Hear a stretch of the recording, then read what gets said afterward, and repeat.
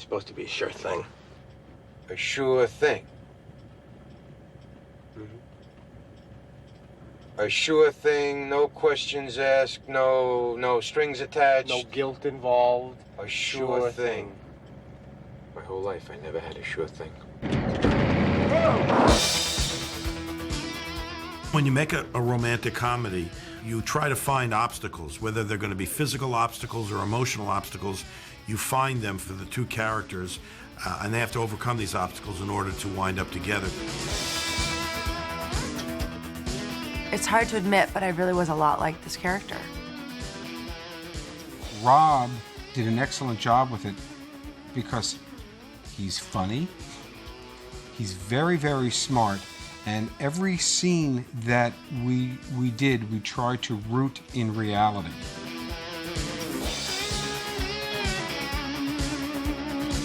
Of course, it's a wonderful, old-fashioned love story with a moral twist, and I got to play the fantasy girl.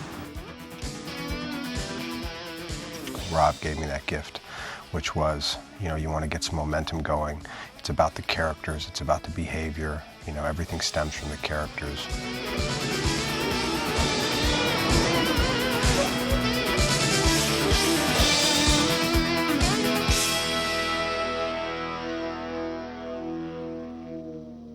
The way it started was this. I went to high school in suburban Maryland, and after I graduated, I headed up to Brown up in the north. And my best friend at the time, Wayne, headed down south to Emory University. And he would, call me, and it turns out that at his school they had a ceremony called Wonderful Wednesdays, where everybody would get off, and all the kids would go to the local hotels and frolic in the swimming pools and generally have a great time. And Wayne would tell me about this, and in the meantime, there was absolutely nothing going on at Brown. So a few months later, he called me because he knew spring break was coming up. And he told me that, out of pity for my situation up north, that he had arranged a sure thing for me.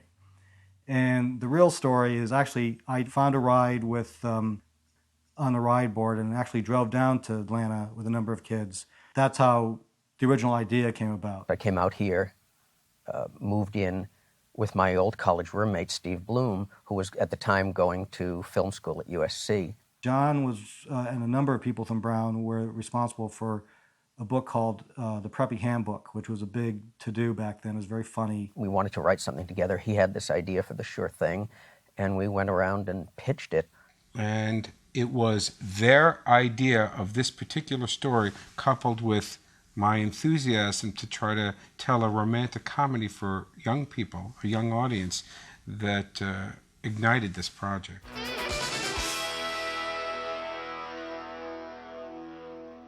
So then we got Roger as our sponsor, and he had not had a movie produced, but was a real go-getter, and he took us around town to pitch to every studio in town. We had no spec script and no examples of prior script writing. But if you put the two of us together, we probably looked like one possibly adequate screenwriter. We went around town and pitching the story to every studio in town, and every studio in town passed on it. We pretty much wrote it off, and then he basically had one last pitch that he wanted us to go to. We had nowhere else to go, and so on one particular day, we went in, I think it was a Friday, we went into Embassy Pictures, and we pitched this story to an executive there named Jeff Young. Roger Birnbaum came to Jeff Young with these two writers, Steve Bloom and Jonathan Roberts, who, as I remember, had never written a screenplay before, and Jeff asked me to be in the meeting with him while the pitch was going on. Our pitch, I think, took longer to do than the movie actually takes to run. The pitch felt like it was about an hour and 3/4. The boys told their tale, and at the conclusion of their pitch, he said, well, that's a cute story. Let me think about it over the weekend. And that was the death knell to me. We're told that to wait in the hallway, which I don't know if that had happened before. I think that was the first time that usually it was just like, get out of here. I said to Jonathan and Steve, why don't you leave the room for a few minutes? I want to talk to Jeff by myself. They did, and I dropped to my knees and begged. Jeff Young was not so enthusiastic, that he wasn't enthusiastic about the idea of hiring writers who were so new to do something that I think to him sounded a little familiar, as I recall. And my memory is that when I left his office, he was going to say no. I told him that they would write this for scale.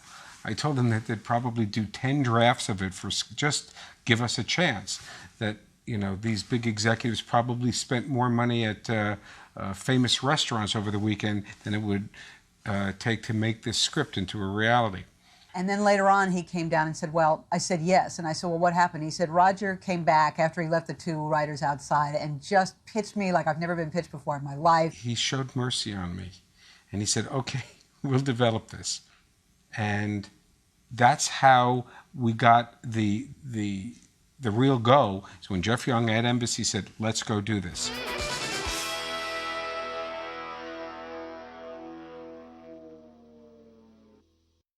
Embassy Pictures, once they greenlit the movie, came to me with the suggestion of Rob Reiner, who was in post-production on a movie for them called Spinal Tap. I don't think we gave it to anybody besides Rob. I may not be remembering. But my memory is we gave it to Rob first, and he really liked it, and he became our director. When I approach a movie, I don't think of it in terms of, you know, the obstacles and creating obstacles and those things. I start with characters, and the way in which I start is by looking at myself. And I say, well, who am I? You know, and I'm going to be embodied in the man, and then who would I be attracted to, and who would I ultimately be interested in? And then you create the woman. So the two characters are created in that way, and then their emotional differences, those are the things that cause the obstacles. So it's not like you create the obstacles ahead of time and then make characters to fit those. You create the characters first, and the characters drive the story, and then though they create the obstacles. And to me, the biggest obstacles are the emotional obstacles, even though she has a boyfriend and he has a girl that he's going to see. It's really the emotional differences between the characters that are the obstacles. He made the script better, there's no question. And, you know, it was our first script. It was just really, it was a happy experience. I think his contributions were in every area. He got the structure really instinctively and was able to, you know, tighten and clean the pace wonderfully. Obviously, his comedy and improvisational skills and dialogue skills are awesome, and those found their way into every scene of the movie. We kept asking ourselves, could this really happen? And if it couldn't, it didn't make it into the movie. And I think that's why it worked, and I think that's why Rob's other romantic comedies have worked, because he does make sure that they're always rooted in reality and that there is a consistent tone from the first frame to the last frame. He wants to create an atmosphere in which the actors can work and thrive, and he wants them to take chances, and he just basically will do anything to get you to where he wants you to be, and he'll do anything to help you realize your character. So he's probably the most caring, passionate director I've ever worked with, and you know, there's nothing like that gift when you're a young actor, because you can always put that up against the other working experiences, and you can know what it's supposed to be like when it works.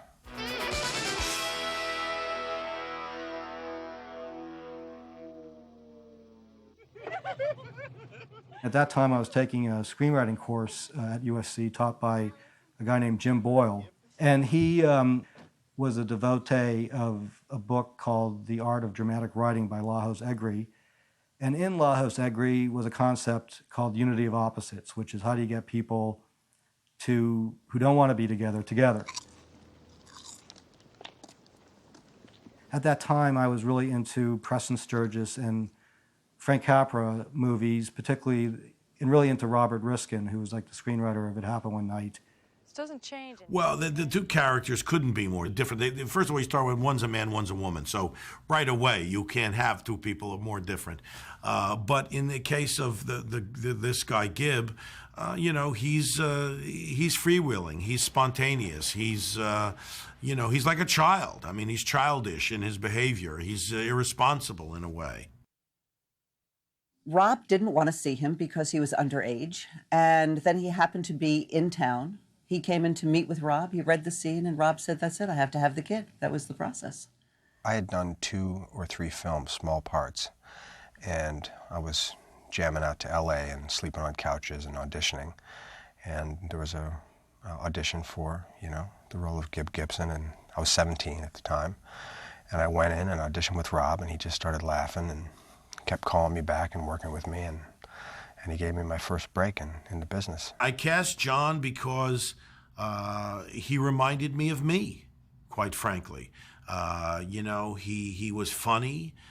He had a lot of passion and a lot of wackiness, and he had intelligence, and he was an offbeat-looking person. I mean, he wasn't a classically handsome leading man, although he's attractive and he's sexy, but in a very kind of offbeat way. Plus, he's a great actor and a great sense of humor. We improvised a lot, and so I would have ideas, and I'd throw out, 6, 7, 8, 9 ideas, and he might shoot down 4 or 5 of them, but take 2 of them. And we seemed to get into a good groove. John Cusack was extremely serious and very difficult to work with. He is the biggest practical joker. He is so much fun. When I met John, it kind of paralleled the characters because he was younger than me. And I remember thinking, he's just so kind of too silly. He has to get a little serious here. We're auditioning for a movie. And he's this tall guy and he was so cute. I had this total crush on him. But if he just wouldn't be so silly. I think I was just a little wild boy, and he let me be who I was, and that was the way I wanted to work, so I'm sure he accommodated me and found a way to work with me. He was 16 years old, and when we gave him the part, he had not graduated high school, so we had to emancipate him from school. We had to go to court, and during the shooting of this movie, I became his legal guardian. So he's my son. But if he ever calls me dad, I'll smack him. It was very hard deciding on the girl. And so John came in and read with a bunch of girls that we were seriously considering until we finally decided on Daphne. I cast Daphne because she reminded me of somebody that I would like to have, and as, a kid growing up, she was very beautiful and, had a lot of the qualities that I look for in a woman, which is a person who is grounded and is intelligent and is ultimately capable of having a lot of fun. I remember flying to location, Rob, John, and myself, and we're on the airplane. And I pull out I was a very specific eater back then, and I pulled out my rice cakes, and I think I asked for orange juice or probably water. And John is eating every, bags of the peanuts. And he was just and Rob just went, "Yeah, I think I cast this pretty well."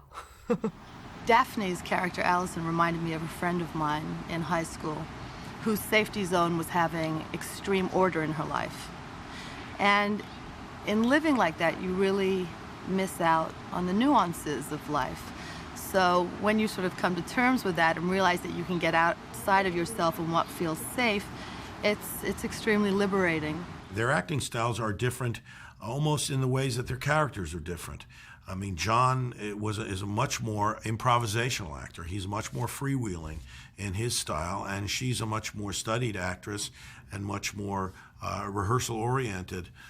But it worked well for the characters, and it actually wound up working okay in the way they worked together, because she took on a little bit more of his freewheeling style, and he took on a little bit more of the structure, and I think it made for a really good balance between the two of them. When you work with Rob, because he was an actor and because I think he's a fine director, when you're on that set and the lighting's done, it's the actor's set with Rob. And when you finish a take, the set's quiet, and you talk to Rob. Unless they need to reload the camera, he goes again. A big part of Rob working with us was trusting our instincts that he had cast right. Well, he understands how to talk to actors because he is one.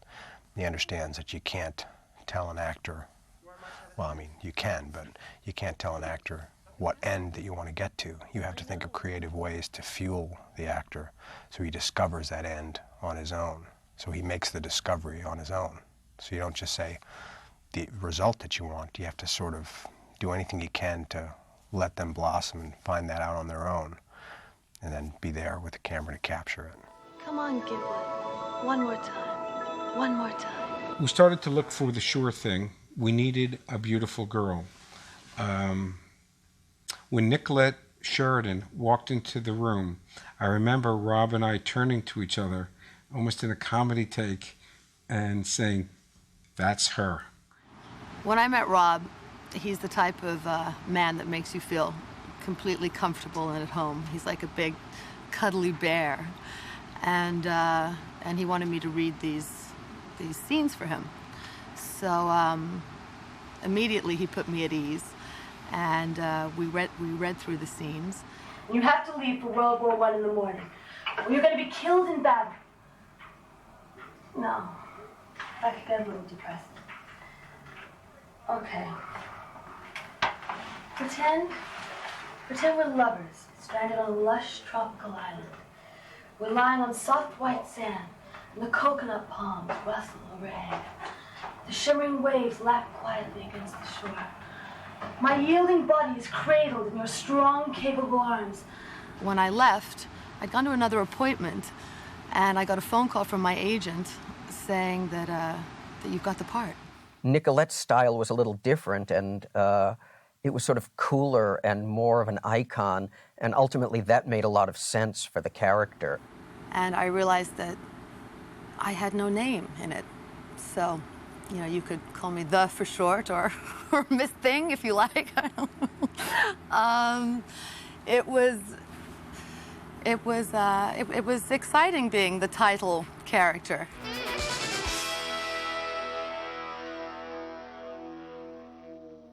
I don't think of it as an 80s film for me.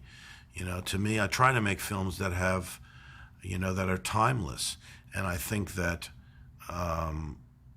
you know, the music that you hear, you know, you got Rod Stewart and Infatuation and The Cars, and, you know, there's those kind of songs place it in the 80s. I think it is probably very 80s, but I still think it's very true that there are insiders and outsiders in a college campus, and there are people who appear to be more sophisticated who turn out to be less sophisticated, and I think those are human qualities that haven't changed. At the time, there was a genre of kind of somewhat crude, lowball, fun teen romps, and we thought, what if there's a romantic comedy, a classic romantic comedy for teenagers, and that was... We were really trying to do a 30s movie, so you can clearly see influences of movies like, certainly like It Happened One Night, and a number of other 30s movies in The Sure Thing. It could have been really superficial, and it wasn't, I think. And so it's been gratifying that something that I did so long ago, one of the first things I ever did over the years, people still talk about and tell me that they really liked it. I think what makes this film a little different than other teen movies is that we treat the guy and the girl in this with a lot of respect, and you know, we explore the idea that you know, a boy and a girl, even in teenage years, you know, do have feelings, and that those feelings come into play, especially when, you know, when there's sex involved, and they do come to play, and they should come into play, and this treats these two people with a little bit more depth, a little bit more respect. Their feelings are a little bit more complex than you see in normal teen comedies. You didn't sleep with her. She wasn't my type.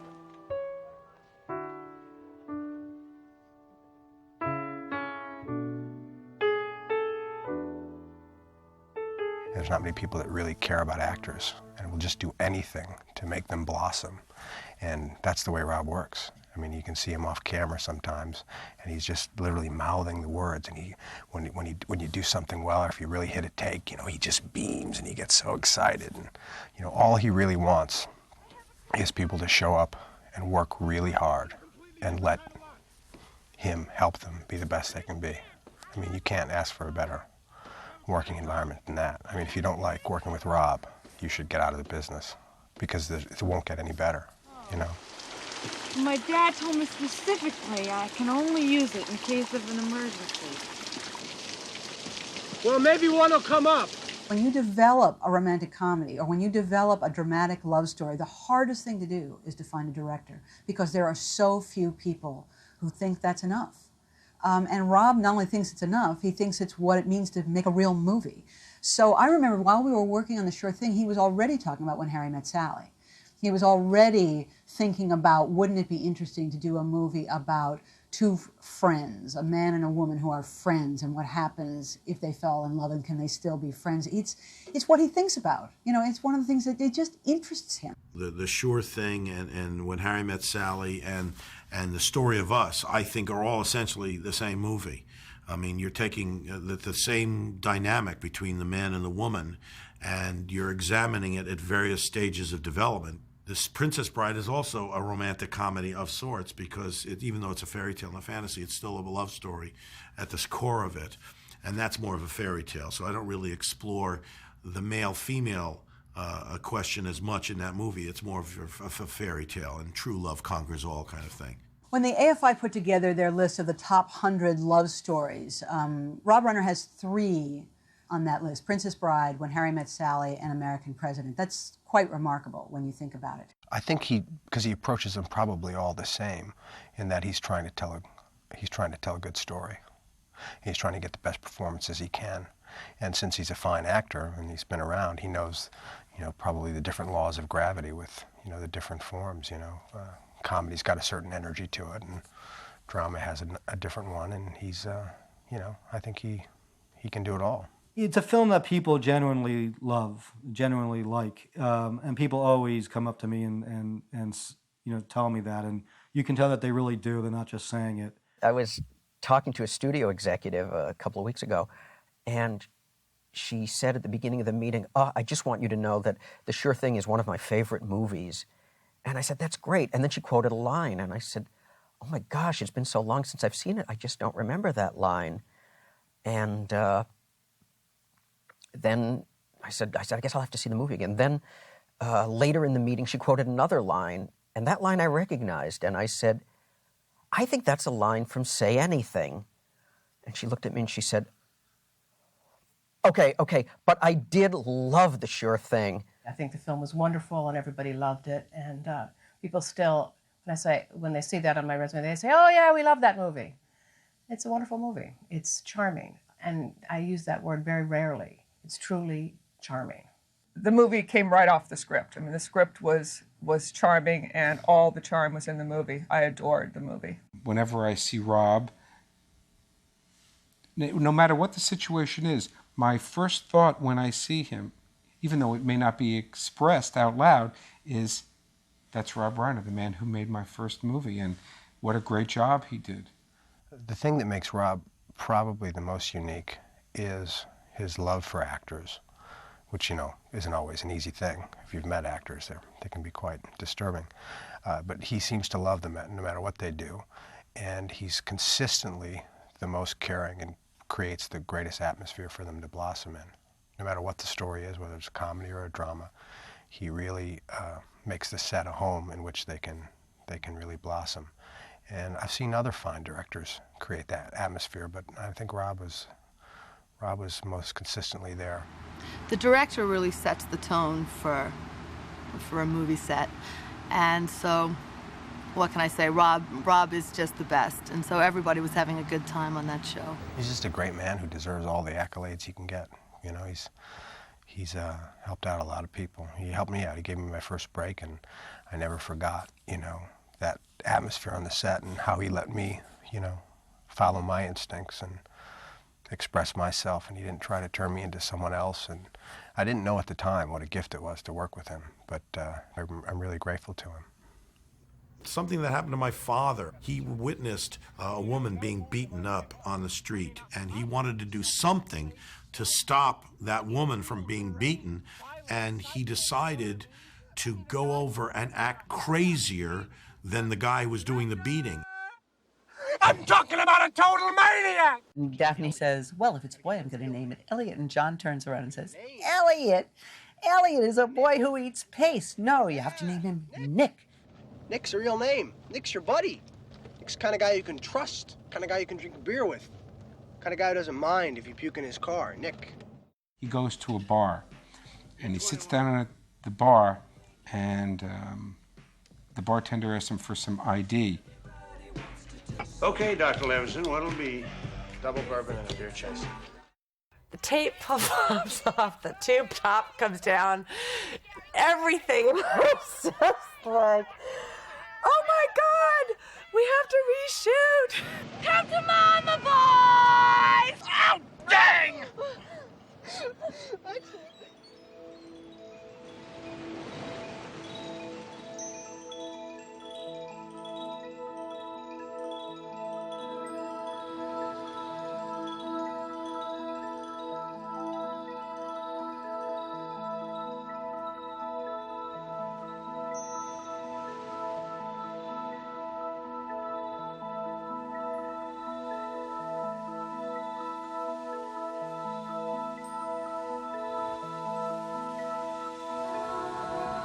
Cut.